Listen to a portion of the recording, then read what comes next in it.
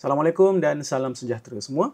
Untuk video kali ini, saya nak kita ulang kaji pasal topik limit yang mana kita nak study specifically pada subtopik vertical dan horizontal asymptote.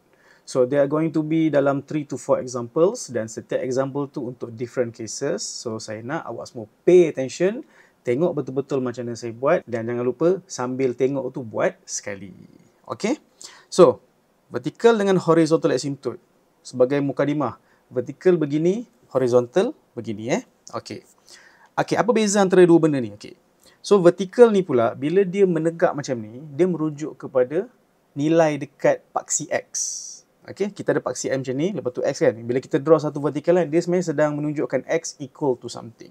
So, untuk vertical punya vertical punya asymptote ni, jawapan dia is simply apa nilai yang boleh buat function tu jadi mad error ataupun undefined ataupun does not exist. Itulah jawapan bagi vertical asymptote.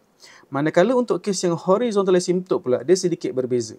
Kita peroleh nilai ni apabila kita apply limit X menghampiri positif ataupun negatif infinity. So, dia horizontal macam ni kan? Dia horizontal. So, bila dia ke sana, dia ke arah positif infinity. Dia ke kiri, dia ke arah negatif infinity. Dan dia merujuk kepada nilai Y lah sebab kita ada line yang horizontal macam ni. So, dia Y equal to something. Okay. So, untuk kes horizontal ni sedikit panjang. There are going to be 3 cases. Okay. Sebab bila kita nak deal dengan benda-benda asymptote ni, kita akan deal dengan rational function ataupun rational campur set function. Okay. Jadi, ada 3 case. Case yang pertama, bila power atas dengan bawah tu sama besar.